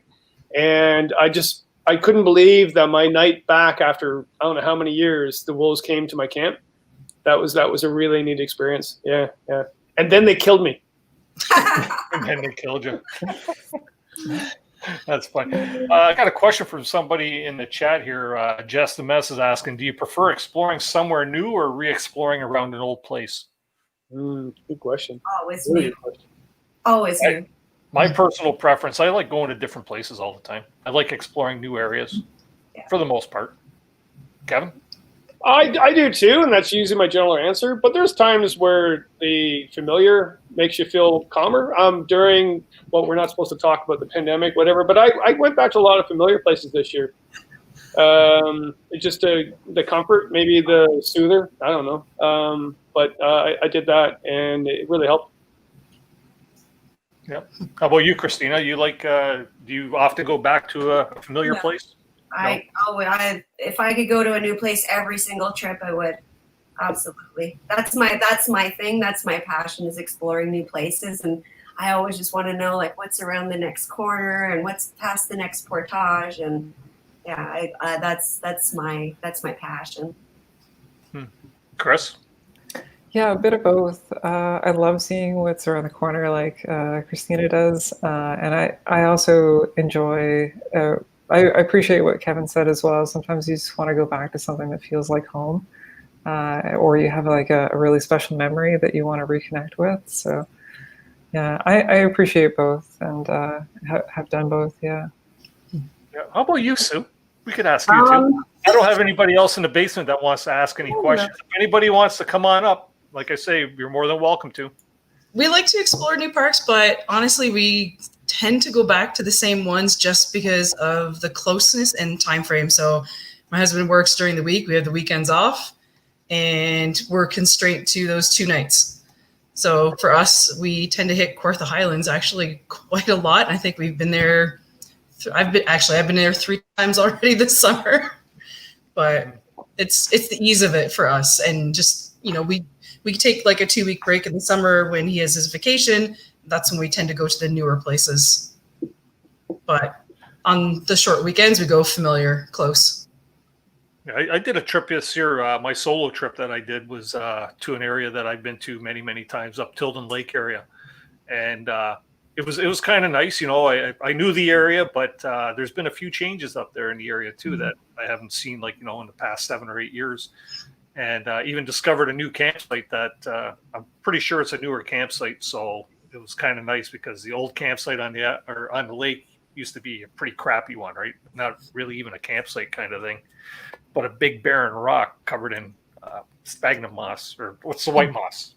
Is that deer moss? Deer. Yeah. The white crunchy stuff. Anyways, and I don't like walking on that stuff. It's messy. It's like worse than walking in the sand sometimes, right? For messiness, but yeah. But that's good if that's your first solo, to go somewhere back to where you've been with other people. That's a smart thing to do, I think. Yeah. That's a different kind of thing, in my opinion. I don't know. Going somewhere familiar when you're doing something new and scary is comforting, right? Yeah. So we don't have anybody else in the bottom. I expected a lot more people might want to pop up on the panel and ask some questions, but I guess everybody's shy right now, right? I was gonna say, can I share some humbling moments? Yeah, by all means. So and this includes Kevin. So we after we finished the Minas Link, we were feeling. No, don't tell that story. That was a normal day. No. That was a normal day. We were feeling pretty invincible after having done the Minas Link. And so we got together with Kevin and Christine and went for just a nice paddle, right? And we were sort of rushing with Cedar to try to be on time, because the last time that we had gone out paddling with Kevin, the last time we met up with Kevin and just went for a walk, we were actually like really late. So this particular paddling trip, we were like, we need to be on time. we have to get there. We have to like, get everything together as quickly as we possibly can. We get there, we go paddling with Kevin, go for a nice paddle, and Cedar falls over in the boat and bashes his lip against the gunnel and starts bleeding. And we didn't have a first aid kit with us, and so Kevin rescued us with his first aid kit. Okay, Kevin, I'll tell you mine. Okay. Kevin had the forethought to bring a first aid kit. And then not only that, it started raining about 5 minutes later, like torrential downpour. And here we are in our boat with a 18-month-old, and we don't have our life jackets because they're back in the car. And so camping with kids, still a very humbling experience. And thanks to Kevin, because he rescued us out there. Oh my God. I'm the old man on the hill. Jeez. No. Kevin, no, but like Kevin rescued us. Kevin rescued us. Oh my, you might as well put just a big long beard in there. No. Well, it's funny, Chris, that was a normal day. And also looking at your character was really funny. We were not going to go canoeing because it was supposed to be thunderstorms all day. And you said you were so organized, right? And you're like, Kevin, there is an open spell between 12 and 1. We need to go there. All right. So I tell Christina, well, we're going paddling today. She goes, what's the major thunderstorm coming? No. Chris said there's an opening between 12 and there was. Yeah. And also we used a roadway bridge to protect Cedar. And I thought he lost a tooth, but it was a Cheerio in his mouth he spit out. I thought it was. Oh my gosh, yeah. But having those days, that's a normal day. That's not well. I mean, we all have humbling experiences for sure, right? I mean, but that's yeah. And so I forgot about the Cheerio because you're right. He had a small piece of Cheerio in his mouth that was hanging off his lip, but it looked like his tooth was hanging off his lip. And my heart sank when I saw it. And thank God it was just a piece of Cheerio. And you didn't have a first aid kit, but Julia got the diaper out to put it on the mouth. Yeah. But it just goes to show that it just goes to show that haste makes waste sometimes, and I very much appreciated the fact that you had the forethought to bring a first aid kit. So yeah, we've all been in those moments for sure. Yeah. And then 2 weeks later, I'm out hiking in the woods with Cedar, and he's maybe about 3 or 4 meters away from me. I turned around and he was picking a black-looking berry off a tree and put it into his mouth. And I run over and I try to fish it out of his mouth. And of course I can't. And he swallowed it. And I start panicking because I can't identify this plant. So I take a photo of it and I send it off to Kevin. And thank goodness Kevin was able to identify it. And we came to the Kevin came to the conclusion that it was safe and Cedar was going to be okay. But I tell you, Venus Link, no problem. Camping with kids, oh my gosh. Yeah, they're quick. They're fast. Yeah. That was fine. I love my response to. I'm thinking, yeah, that's a common buckthorn. It won't kill him, but he'll be pooping really quickly. Yeah. Oh well. Got a couple questions here in the chat. I wouldn't mind getting to if you guys don't mind. Adventures with Josie's asking, what trips do we have planned for the fall? Anybody got anything big coming up? Not big, but a couple of trips happening. Yeah. Bigfoot? What? Bigfoot? I said not a big trip, but a couple of trips happening. I thought you were going to go look for Sasquatch. Sorry. I heard that too. I'm doing a Temagami trip. I know you guys are shocked for Thanksgiving. It's going to be a somewhat of a redo of a failed trip from trips past, partially. So hopefully I can get through this time. We'll see. Very cool. I'm excited. I got nothing planned myself at this time. You got to, Jen. This is the best time of the year to go I paddling. think you're supposed to have a trip this weekend, aren't you, Dennis? Nah, I'll talk to you about that a little later. But unfortunately, it's not going to happen to this point so far. It's Had too- something come up, and it's like kind of Hey, 2 weeks time, like on the 17th, 18th weekend. um, After Thanksgiving? As long as it's not the Thanksgiving weekend, we'll be No, up, no, but actually whatever. up your neck of the woods there, Kevin. Thanksgiving weekend there, we go up to Rice Lake every year for Thanksgiving. If things don't get canceled on us, but we go up. We got a cottage resort we go to right over by the sunken rail line. So So we walleye fishing. we actually just got we actually just got back from a backcountry trip in Algonquin Park with Cedar on Squirrel Lake.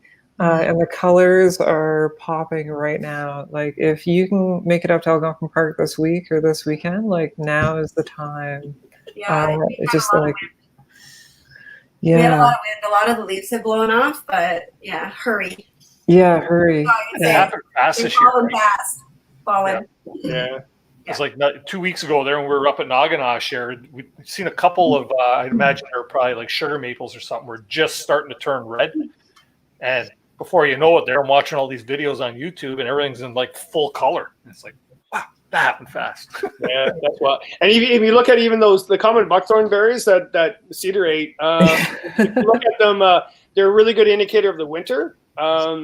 If they're thick, if the berries are thick on the bush, which they are now, it's going to be a long, harsh winter. And so, why is those are starvation berries? So they taste terrible. I asked Cedar about it, and he'll tell you. And the birds do not like eating them at all. So it's the last berries that the birds will eat, and it will usually be like late winter, early spring. They'll eat them because they don't like eating them, and the nature kind of knows that, so they'll do a harvest of them. So if it's a long winter, the birds at least have something to eat before spring. But what's really cool is that because they've been on the vine for that long, or the bush that long, they ferment, and those birds get drunk as crap on that. Really? Watch the robins; they just fall on the ground, just drunk. You have a card for that? I want to see that berry. Yeah. No, don't eat Got them. a card for that. Well, yeah, the other ones, I don't know. Oh no, I don't. No, that's right. No, but wait a minute. Oh, what's that? That's not an easy one. It's a leaf. Yep. Leaf. Oh, is that the common hawthorn? No, this one is actually one of the poplars. It also Okay. it has ASA in it and has like aspirin. So if you have a headache, you can make a tea out of it. Okay. It tastes terrible though. Balsam poplar. This is on the jersey of the Maple Leafs home. I know that one. What is it? Come on. Is that an oak tree? Oh, No, it's not oak. Birch? kidding. No, go on. That is red maple. That's on the home jersey, which I don't know why it is. But wait a minute. I remember being a kid in school and we had to go out and collect leaves, and then we had to do the wax paper iron. And Oh yeah. looks like you've been busy, Kevin. Yeah, no, actually, it's, I was telling you guys before we started, I was I'm doing a lot of trips in 2 weeks from now. I teach part-time at a college for over 30 years, right? And because I'm part-time, I never know what's going on. But because the C word, whatever, we didn't know what was going on because full-timers would take my hours. And it's a good story and bad story, but I was like, oh crap, like I really feel bad for the musicians and stuff right now that actually make most of their money on tour, because I didn't go on tour and I'm a writer and like I didn't do well financially. I didn't take government money. I was able to keep going, but I was like, holy crap. And then I was getting a little worried. And I thought, well, I'll just go in the woods and just keep paddling until the world comes to an end, maybe. But the college gave me hours the day before I started. And Sue would love this story. Like I started teaching 5 hours a day every day, and I started the night before. I was like, oh my God. So I just took them outdoors. And it was face to face. So these are at-risk guys.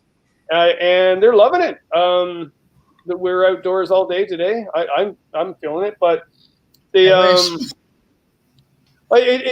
thing is, like, because if you're indoors working, so you're teaching, right? To have a mask on. Yeah, to have a mask on. And my sister's she's a nurse practitioner, right? So she knows all about that. Yeah. To go outside, as long as you keep your distance, you're fine. And those kids' anxiety levels are far better going outdoors because they don't have to wear a mask, right? As long as we keep the distance, and it makes a huge difference to these guys because they're, their attention span, they're at risk, right? So, but the really cool thing today was they just said, you're only here for 2 more weeks. I went, yeah, because we're doing a squished hours, and they're like, no, Kevin,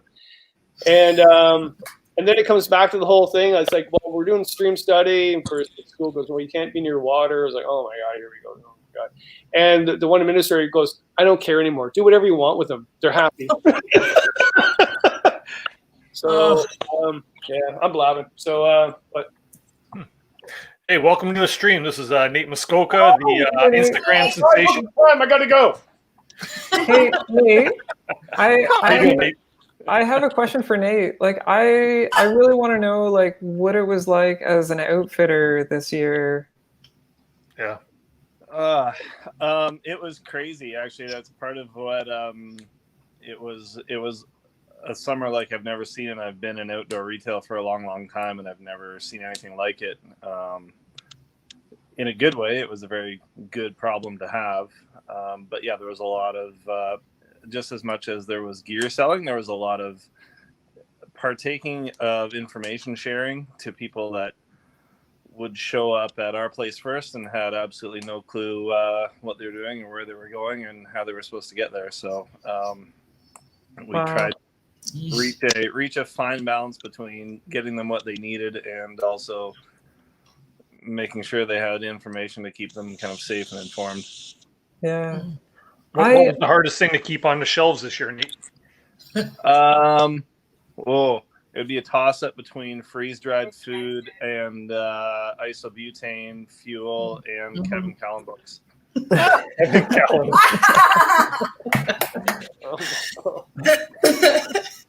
Oh god! Should I put my butt to the screen so you can kiss it, Nate? Hey, Callan, you should drive up your prices Kevin, there, do a little price gouging. Kevin, you're mistaking what I meant. Instead of the isobutane fuel, it was Kevin Callan books. Oh, good. That's a good one. What? That's good. That's good. I have a question for Chris. I can't even say what I was thinking. Never mind. Go ahead, Christina. Change the subject quickly. I went to visit Zach at Frontenac Outfitters one day, and it was too busy. I couldn't even get in his parking lot. Yeah, so. Well, I was actually going to ask you guys because I think all of us outdoor enthusiasts, when we were allowed and capable to be back in the outdoors, we all had certain urges. So I'm wondering how many of you went on gear sprees because you were so excited to get back out there that was just a part of your your preparation because you were so excited. Yeah. No. Not me. I got it. So if I'm being entirely honest, I bought a ton of stuff for the Venus Link and a ton of filmmaking equipment, because our traditional film equipment didn't really fit with the style of filming. So I think I probably spent like about $2,000 on equipment before we went out. But yeah, that there were like 2 months where I feel like I was on Amazon Prime a lot or ordering something from outfitters like you guys, and just there was a lot of purchases this summer. I would like to know when the documentary is coming out. Do you have I know you don't probably have an exact date, but Yeah, so it's been a lifelong aspiration to get something into the Banff Mountain Film Festival. I love going to that film festival. I don't know if you guys have been to the tour, but there's some really amazing work that gets screened there, and the bar is also set really, really high. So I'm going to be piecing together the documentary as a submission for that. Nice. And I think submission is usually in the spring, and then depending on how that goes, it'll likely appear on the channel sometime after that. But fingers crossed, hopefully it gets into the tour. But yeah, sometime next year. how many hours of footage did you say you had, Rob? There's just over 8 hours of raw footage. I had 11 for my 7-day trip in comparison, and I wasn't racing, so Yeah. quite a bit. I mean, it's like, Thank you. it's like a half a day for me, right? Like that was a half a day of my trip. I was actually filming like for a half a day. Yeah, it was a bit of, yeah, it turns into like a bit of a logistical nightmare. And like at nighttime, like Julia would crash and then I'd stay up for like another hour, like fiddling with the cameras and doing maintenance and stuff like that. So like, it came with the expensive stuff, right? Like when What's that, sorry? if you're sleeping for 4 hours, you don't have time to charge batteries and stuff, is it? Yeah, we were charging batteries on the fly. I had a different solar panel this time that was sewn onto the back of our Algonquin Outfitters giant pack in the boat. There are photos on Instagram. You can see the panel, but like I had a completely different setup that meant that we were always charging through the day, and it felt like I was always charging something and running maintenance on the camera. We cracked like 2 tempered glass lens protectors on the GoPros, and they had to be fixed at nighttime. And like, yeah, I was constantly cleaning stuff out of the little micro muffs, the windjammer protectors on the microphones, and like just like a lot of maintenance to make sure that we're collecting quality content as we I went. can keep my phone charged, so I can't imagine. Well, you guys are like running, like you're literally running through the park, right? Like, Yeah, it's in I some can't places. imagine the filming. Yeah, it was a whirlwind. It was a whirlwind. Yeah. So, Chris, how does one fix a GoPro lens on when you So, crack product? we had tempered glass lens protectors on the GoPro lens itself, Okay. but 2 of them cracked because they either fell over in the boat or they got hit by something on the portage. So the crack doesn't usually affect the image too much, but especially when it does affect the image when you're looking into the light, because the light refracts off the crack, and then you have to be careful about how you're filming. And I'd often leave it until the nighttime and then peel off the protective lens cover and throw on another. But it means you have to clean everything and make sure it's almost sterile before you put the next one on. But yeah. I never even thought of getting that for my GoPro. Good idea. Yeah. I'm really looking forward to the edit because, just because I know how methodical you were about the filming, and I was there on the dock when you finished. Yes. Yeah. I met Nate right at the finish. Yeah. Nice. And she paddled past kind of the Algonquin Outfitters low dock to the water to one of the boat fingers. You know, her and Julia paddled to one of the boat fingers a little further on. Yeah. And I was like, no, back in here, this is the easy dock. And she goes, no, that dock right over there is the one we actually started from. And it was like 3 meters away. So I was like, yeah. We wanted to make sure everything was out of the book. Yeah. Yeah. I have a question for you, Nate. So I heard a story. I can't remember now who I heard it from, but we heard that people were booking trips in Algonquin Park thinking that their canoe rental came with their permit. And like people were apparently showing up to Algonquin Park thinking that there would be a canoe waiting for them there. How many interesting stories like that happened this summer? Like, was it just crazy? That's actually not that's not a new thing from this Oh, summer. really? Okay. Yeah, that happens fairly frequently, unfortunately. And you can only put so much stuff on your rental form and on your website for people to read before they just glaze over. And so, unfortunately, that's an assumption a lot of people make, and I think it was just compounded this summer by the volume of people that were all of a sudden wanting to use the park. And we didn't get any really crazy stories about people camping on the side of the road because they couldn't get a permit. So I guess that's a good thing. But yeah, that happens usually every summer. But yeah, this summer, absolutely everything happened more so this summer. Every kind of problem or situation or complication to do with renting canoes and gear and permits just happened on an exponential level this summer, and thankfully we're through it now.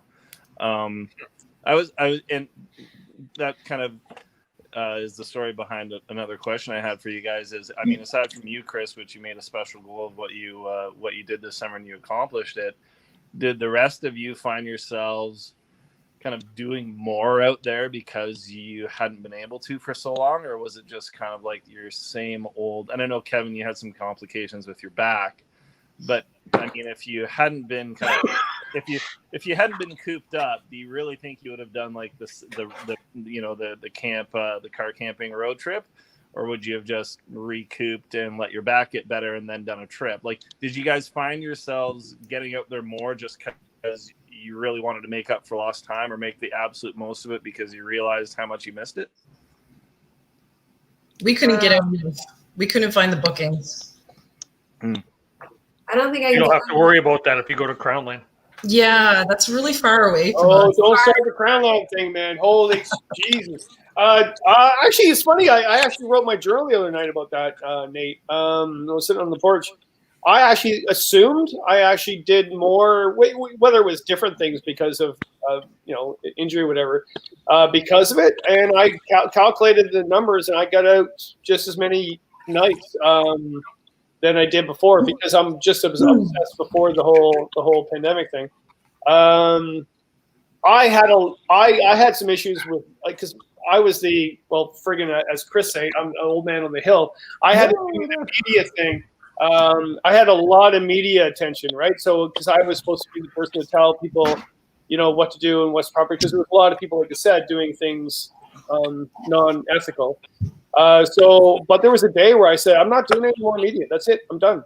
And what was happening is I was on the front porch doing morning shows, and I had a campsite set up. And I did 5 in one morning. And my neighbors were all talking like, what the hell is Callan doing now? Like, Jesus. And I said, yeah, this is stupid. I'm going camping.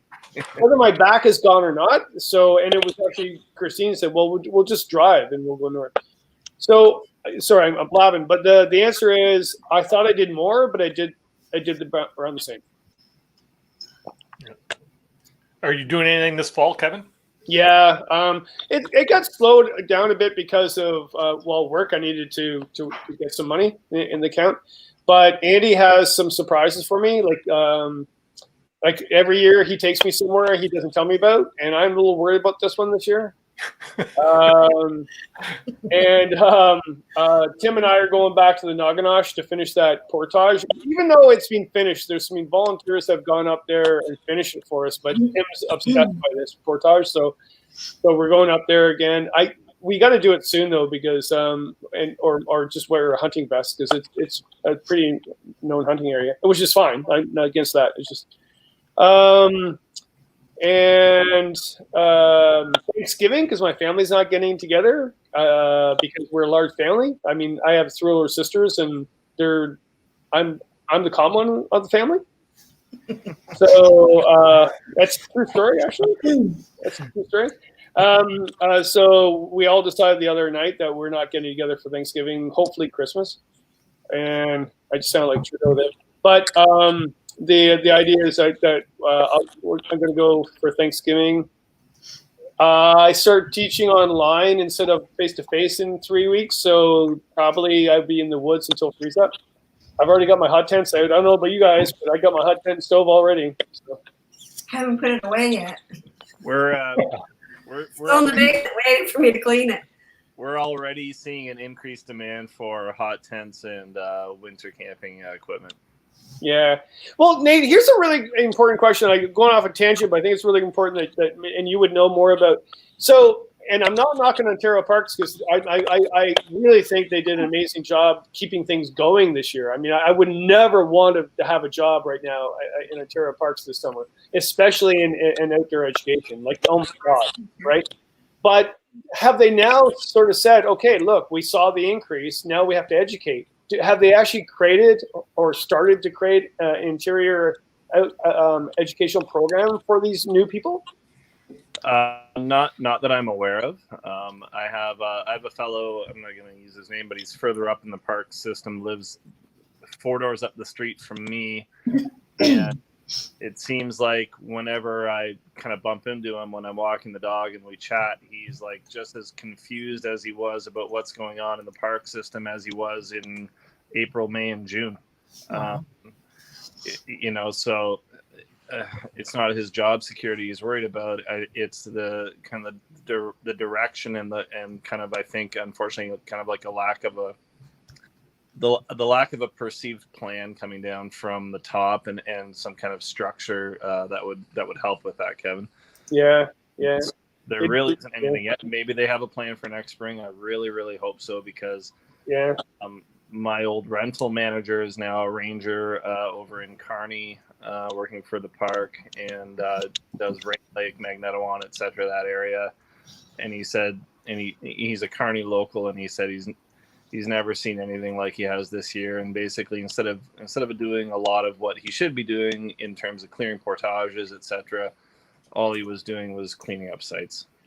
Yeah, and it wasn't just a little bit of garbage like we've had through the years. It was like and it was just fecal matter. Like they just pooped everywhere. So the problem is that what you had was, because the base camping areas got filled up so quickly, you had a large demand for backcountry sites from people that had never done backcountry camping. And unfortunately, when that happens, you have all these gung-ho people that are willing to maybe portage those 4 coolers and 16 camp chairs and all this stuff into that site to make it there for a couple days or what have you. Then all of a sudden, the motivation to take that stuff all the way back out for their first backcountry experience is lacking, and they don't. Yeah. I'm really happy though. There wasn't a lot of deaths. I know that sounds pretty serious, but I'm actually, all summer I was like, I'm waiting for it, because when it comes down to, and I'm not saying this as a negative, it's a reality. There was a lot of people that want to get outdoors because the poor bastards went through a pandemic. Like, they all wanted to go and reconnect with nature and soothe their souls, right? I completely get that. But when they don't have the experience, but they're doing that, then I really thought we're going to have a lot of mortality because of that. So I should also point out that, along with the negative comes a lot of positives. We were able to point people in the direction of proper backcountry etiquette so many times this summer that were really wanting to learn the right way to do things that had never done it before. And so that was really encouraging to see, is like there were people genuinely interested in doing it for the first time and doing it properly, and investing some time and money in it, because this is something they saw they could do and keep doing in the future, even if there was further shutdowns or travel restrictions, I should say. And that they were very keen on kind of getting into it and getting it right. So that was really good to see. You guys have always done that. Algonquin Outfitters have always done that. I've seen that at every access point. I just it's stupid for me to say. I'm not knocking the parks, because I think they're fantastic individuals that I know, but I didn't see anything from them. I did, however, see a little sign of frustration when they put the photos up on their own site of the garbage. I don't know if you know about government sites, that isn't posted by random people. That has to go through a whole bunch of signatures before that's even posted, for days before that's posted. So someone higher up said, yeah, throw those pictures up. And it caused a huge controversy and discussion, right? Yeah. Here's an interesting question that maybe Nate could answer, because you might have heard all the new adventures in the park. Just wonder how many search and rescues there were. Any stories up there, your neck of the woods? Actually, there was a few in some Crownland areas that I usually frequent on kind of the south and west side of the park area, from people getting in over their heads. As far as the park interior goes, that's not really the area that I kind of deal with on a day-to-day basis in terms of the Huntsville store.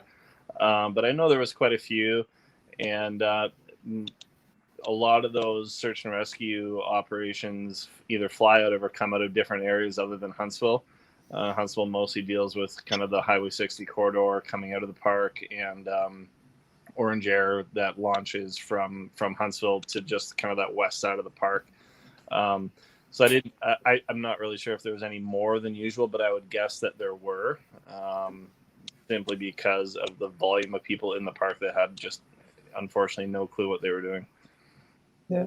Speaking of Crown Land, though, Nate, speaking of Crown Land, you might know more than us. Pine Martin, I haven't heard from him. Is he okay? Pine Martin is doing just fine. Is he? Okay, good. Yeah. Good. Yeah. Good. I'll leave it up to him to tell the sad story of how his summer season went. Oh no. Yeah, but he is okay. Okay. That's his story to tell. I don't know if I don't know if he'd want me to spill the beans about. No, that's fine. That's fine. But he's okay. We miss you, Martin. Yeah, he's fine. I missed him too, and it took me like 3 or 4 kind of messages back and forth over the course of a couple months where he finally kind of was like, "Darn it, I can't," in the nicest Pine Martin way. But yeah, I'm sure he'll get the chance to tell you guys. Okay. As long as he's okay. I invited him on the same trip I invited you to there, Kevin, up in Naganash there, and he had to decline because of the issue. So, yeah. Oh crap. Okay. Well, that's why I said no, because I knew Pine Martin was going. We had to fish each other. Well, I already caught like way bigger fish than you this year, though, Kevin. That's why. It's funny because I caught a nice fish up there in Naganash, and then the fish caught me. I ended up losing the fish there, trying to hold the fish with the hook on my finger, and I'm holding the lure, and the thing's like shaking. It's like, stop! And then it finally threw the lure and stuff with that. You know what? That's what we call now. You just pulled a cedar. I just pulled a cedar. Yeah. I'm picking on that kid, Kevin. Jeez, he's not here to defend himself. Did you have a Cheerio in your mouth when you did it? Oh, gosh. So, Nate, you've been getting out quite a bit then up in your area then, eh? Yeah, you know what? I found myself really fortunate where I wasn't having to, as busy as we were doing that kind of business volume in kind of a more shortened, regular 8 or 9 hour retail day. And so my days off were, my work days were a little shorter and my days off were a bit more regular. And so I think I actually was able to get out more than I ever had before. And even though they weren't long trips, I was able to do overnighters or 2-nighters almost every other week since the end of June. So that was, and I've been paddling at least every week. So I feel really fortunate to have had the summer that I had up here and been able to do that. And I actually didn't once step foot in a park, so that was nice too. Nice. Yeah. If you're not following Nate on Instagram, you really need to, because Nate posts a lot of gorgeous photos in a lot of gorgeous places. So highly recommend checking out Nate's Instagram. Nate, where was the place? You came out of a portage, I think, and you're up on like the top of a hill with like a granite boulder, a slope to it. I'm trying to remember where that was. Oh, Chris, that would be Lake Nunya. Yeah, that was phenomenal. Sorry. Nobody else got that, I don't think. Oh, did you say like Narnia? Nanya. Nanya. Narnia? Business. Oh, okay, gotcha. It must be on Crown Land then. Yes, Chris. Thank you so much for that plug. I very, very much appreciate it. I think the one you're referring to is I had this foolish idea to actually paddle from Limberlost Forest Reserve, which is a beautiful private but publicly accessible forest reserve northeast of Huntsville, all the way to the back of the Oxtongue Lake Algonquin Outfitters store, which involved mostly 2 nice lakes and then about 6 beaver ponds and a whole bunch of bushwhacking. And Kevin's kind of smiling like he knows the area. So. I know exactly where you are. Yeah. And so that was basically, it was hiking with a canoe on my head for about a day. Yeah, it is a beautiful. It made no sense. I when I was writing guidebooks, I was like, yeah, no, that's not going in. That's bizarre. Yeah, so I did that just for fun. That might have been the one you were talking about, where I took like a wrong turn and I ended up having this like beautiful lookout on the top of this hill out to Oxtongue Lake, and all of a sudden I was like, hang on, I'm supposed to be way, way, way, way down there. So it was another nice jaunt down a giant hill with a canoe on my head through the bush. But thank you very much for that, Chris. I appreciate it. It was awesome. It was awesome. Well, guys, you know what? I hate to pull the plug on this, But that's one other thing that I've been trying to do this year is to keep an 2-hour time limit to the show.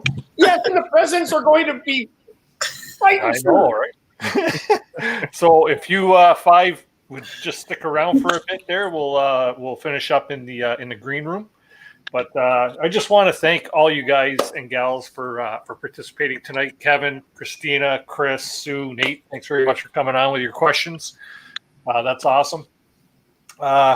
Great seeing you guys. You know what? The summer is too short, I think. Yes, it was. Yeah, we need a little more time, but you know what? It won't be long, and Christina will have the winter tent out. Kevin said he's got his ready to go. So I just bought something and converting to one. Yeah, so hopefully we can all hook up there and do something up there at Mew Lake or something, or even out in the wild. Yes, and I also remembered the underwear you were wearing during that video. Joe Boxer. Joe Boxers, yes, Costco special. Yeah, black Joe Boxers. Extra large. You can put them in the mail for Christmas. Okay, baby. Dennis, thank you so much for doing this. Tuesday nights wouldn't be the same without you doing this, bringing our community together. Thank you. Thanks, Nate. Appreciate it. You know what? It's been a long time coming, and you know what? It was nice to to get the rest over the winter or over the summer, and sort of recharge the batteries. And after seeing everybody in the chat tonight, there it's kind of full speed ahead, right? Yeah. No more of this. Yeah. Yeah. You know what? Yeah. No, it wasn't even that there. You know what? Sometimes you have them pissy days. I know. Right? I know. I had the hydro outage the other day, and I posted it so stupidly. People are like, I'm like, I never complain. Like, I just said one thing. People were like, I work for hydro. I'm like, okay, relax. All good. But everybody in the chat tonight that came in, thank you very much. Much appreciated. Just want to let you know that next week on the show, that would be October the 6th at 7 p.m., we have Kielyn Marone from Lure of the North and from season 7 of Alone. For anybody that's watched that, you know how well she did on the show. So make sure you tune in for that. It's going to be a really good show. If you haven't already done so, smash the subscribe button for the likes of Kevin, Callan, Camper Christina, Chris Prouse. And Sue, you don't have your YouTube channel, right? You got a blog. I have a blog. You have a blog, okay. And check out Sue's blog and Nate's Instagram account, of course. And you get to see all them beautiful pictures that Chris is talking about. That's all good stuff. Anyways, thanks everybody for joining in tonight. I'm Dennis. And remember, people, keep the adventures alive. We'll see you all next week. Have a good one.